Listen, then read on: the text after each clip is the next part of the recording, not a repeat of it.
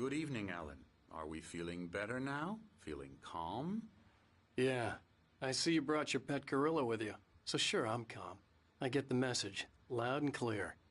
Quite right. That's the spirit. You're being very brave, Alan. I understand you're confused. I would be more concerned if you weren't suspicious of me. I don't blame you for it. Big of you. Now, why don't you come with me? We'll reacquaint you with my clinic and go over everything you might have forgotten. Little walk and some fresh air? Yes, it will do you good. This corridor is for patients. Most of them aren't here right now. Jack took them out for a fishing trip, except for the ones who are particularly vulnerable, of course. I encourage creativity as a part of the recovery process here at Cauldron Lake Lodge. I specialize in treating artists. I bet you do. Splendid, Alan. I honestly believe we can get this thing under control if we work together. This way, Alan.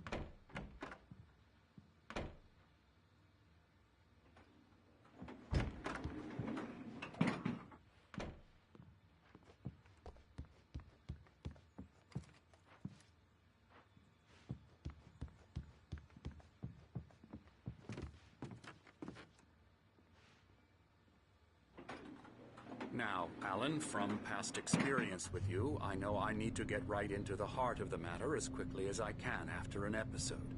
So I'm just going to say this. Alice is dead. No. You're in a very vulnerable state until you understand and accept this. Alice drowned, and you couldn't face that. You're suffering from hallucinations, paranoid delusions, unusual thinking, an obsession about light and darkness, a feeling that everything revolves around you, your thoughts and dreams. Your mind has constructed an elaborate fantasy scenario in which your writings are affecting reality. She has been kidnapped and supernatural forces of darkness are trying.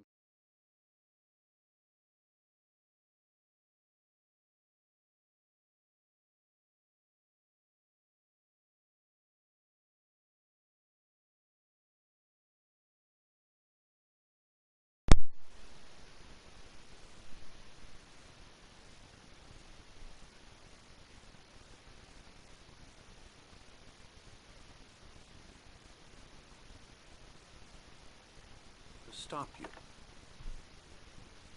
We go this way, Alan. I wasn't ready for another shot, so I went along with it. He had to be lying. But under the influence of the drug he had given me, I had to fight not to believe his words.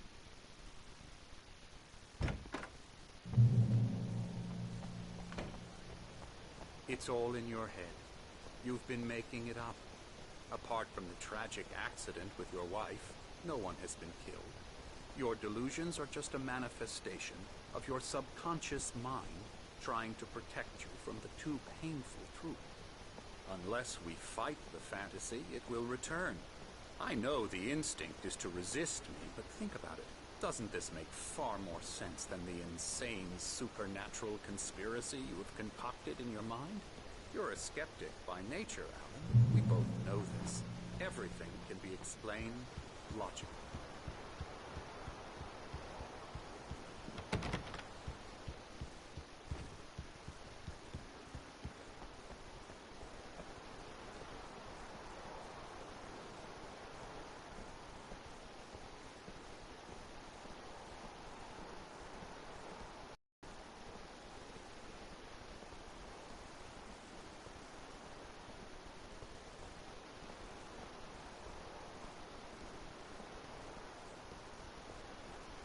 I never get tired of this view.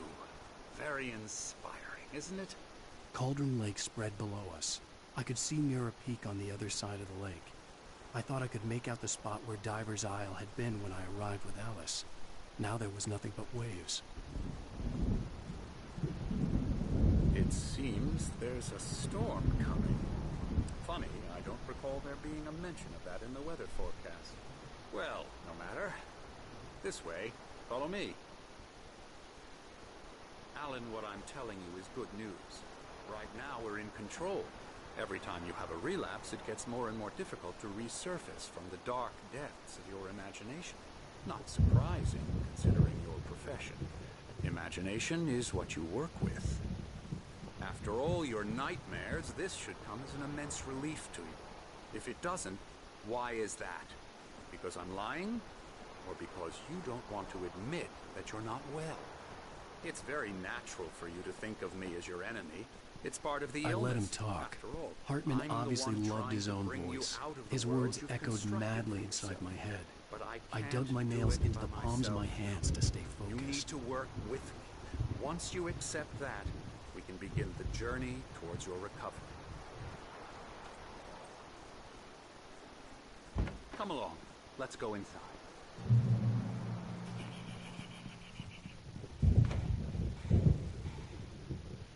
Now here's the entrance to the office wing. That's for staff only.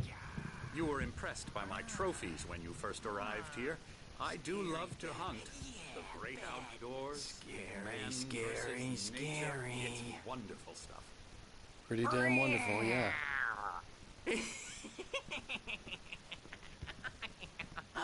Emerson. I'm a real bad dream, mister. You should be afraid of me. Don't want to run into me in the night, that's for sure. Please, Emerson. Mr. Wake is confused enough as it is. Yeah, you'd like me to go away so you won't be scared. But you can't just decide what kind of dream you have or when you have it. Emerson. Okay. Sorry. No. That's Emerson. We're actually making some progress with him, I'm happy to say. He works on Elbow video strike. games. Ooh, yeah. It's trash, of course, but it does involve get him some to the head. small creative effort, which makes him receptive to my therapeutic methods. No kidding.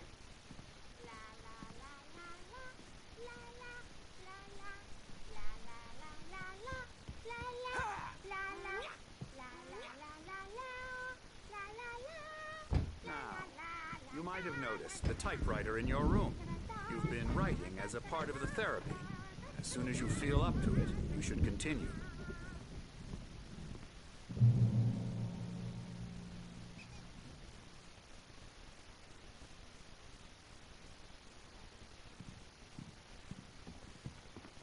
My rheumatism's killing me.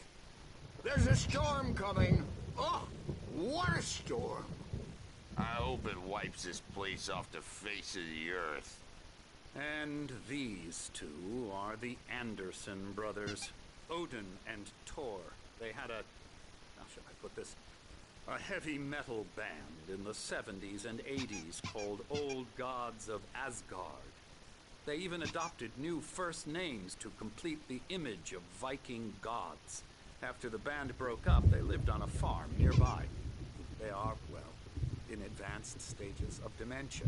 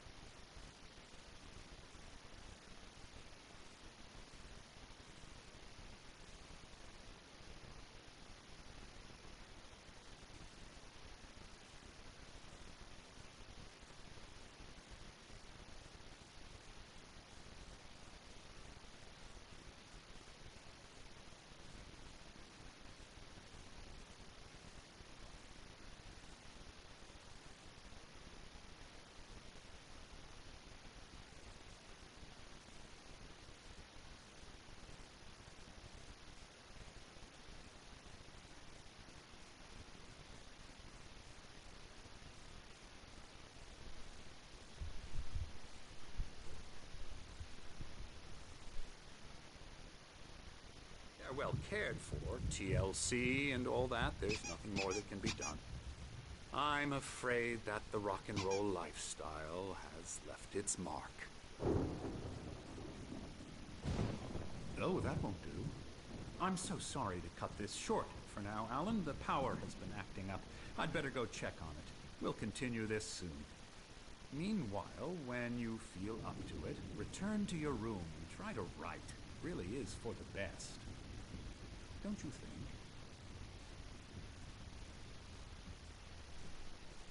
I'd like to bash his head in with a hammer. Oh, he'd love to fish out our secrets, but he has no clue. He's not crazy enough. Not crazy like us, Sonny. Yeah! Being crazy's a requirement, Sonny. Who else could understand the world when it's like this? It takes crazy to know crazy. That's the sanest thing I've heard in a while.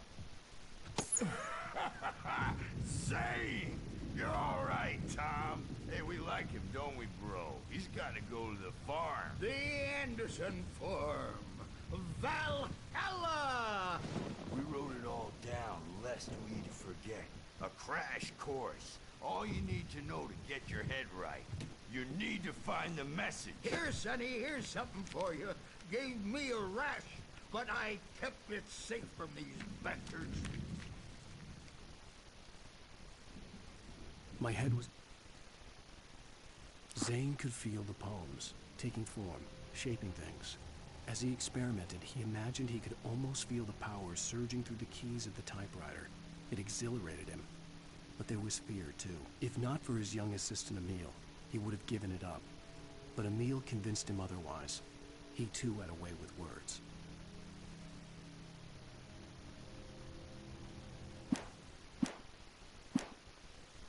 Flaring up, or according to Hartman, I was sinking back into the fantasy. I was convinced he was lying to me about everything. Crazy or not, the Andersons made more sense. Yeah, good thing he's not overreacting or anything. Well, he's the boss. I may need a hand here later on, Burge. The storm's bound to make you-know-who jumpy. You know how they get. Gotcha. The doc's got me looking after Wake here, but holler if they get too rowdy. I'll do that, Burge. Hey, Wake, why don't you humor Dr. Hartman and give the writing a shot, huh? Typewriter's in your room. Something's wrong. I'm not myself. It's hard to think that there's a shadow inside my head. I can only focus on writing. Everything else is a blur. I'm trapped in this cabin. Have been for days, but it's always dark outside. My editor is real. I saw her again. She's not human. It's not human. A dark presence is wearing the old woman's face. She was covered in clinging shadows. There's a hole in her chest where her heart should be. I think I've made a horrible mistake. I don't think I'm any closer to saving Alice. It's been lying to me, using me to get the story it wants, and the story will come true.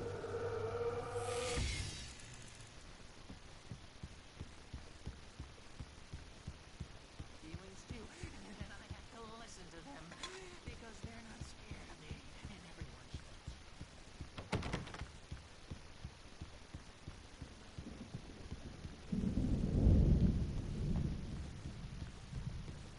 Hartman had mentioned that the power had been acting up. Maybe that was the reason for the generator and the work light on the balcony. The generator hadn't been activated, and there was no key.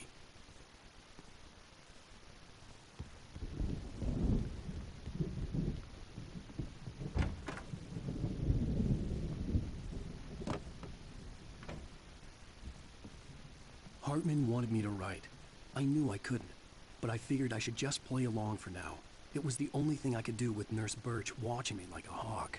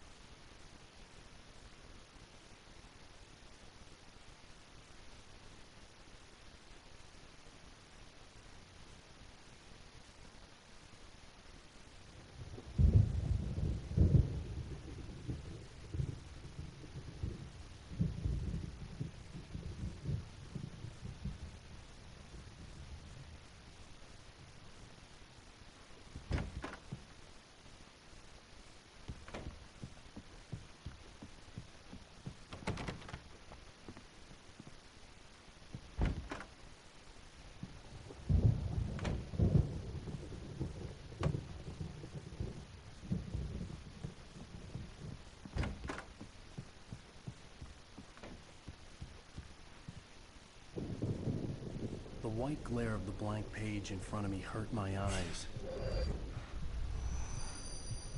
My hands began to shake uncontrollably. Everybody, calm down. Put that down. Bert, I need help. Hey, Wake, you stay here.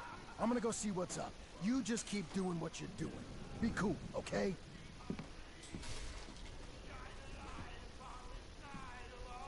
I didn't know what the chaos was all about, but it could be my only chance of getting out of here. Where the hell did he get a damn hand? I don't know. Here's a friendly poke from Mjolnir, wench. Oh, afraid of the crazy brothers, are ya? Not so weak now. Hartman kept talking, giving Barry the grand tour, clearly proud of the place. He went on and on about his hunting trophies, and Barry was impressed. But he was here on business. He raised his voice, cut through the monologue. Hey, Hartman, where's Al? Hartman stopped in mid-sentence, annoyed at the interruption. He nodded at the hulking orderly standing nearby. The man smiled and clapped a practiced hand on Barry's shoulder. Are we? Well, things are unraveling fast, aren't they? Sinclair looked bad. That wasn't a love tap. The crazy old fart hit her hard. If she was one of Hartman's goons, she had it coming. I had to get to Hartman's office. He had taken all my manuscript pages. That's where he'd been keeping them. Come out and face the music, Birch. It's time to pay the piper.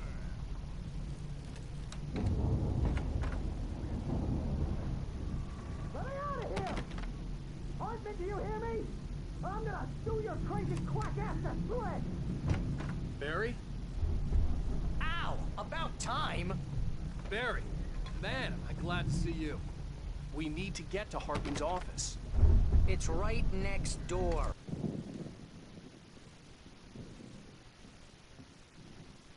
These were all the pages I had on me. And more.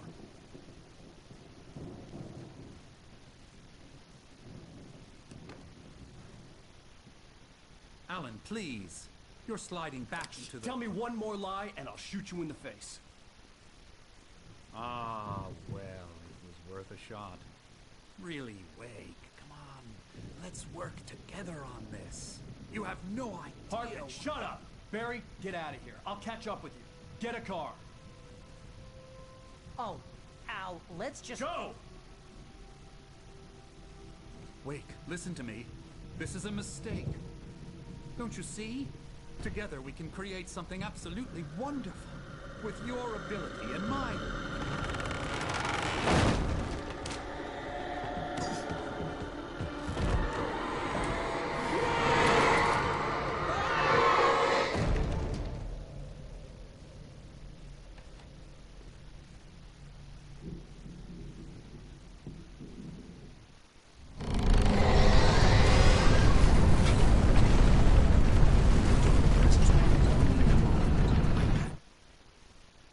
Hartman followed the fall of Alan Wake with his binoculars. When the rider hit the water, he ordered Jack to take the boat to him. The spot was easy to see in the dark, even with all the extra lights in the boat. The flare floated and kept burning, even in the water. Jack turned the radio louder as the engine sputtered. The music was rough and clanking, something the Anderson brothers would no doubt have enjoyed. But Hartman chose to ignore it. Wake was finally within his reach.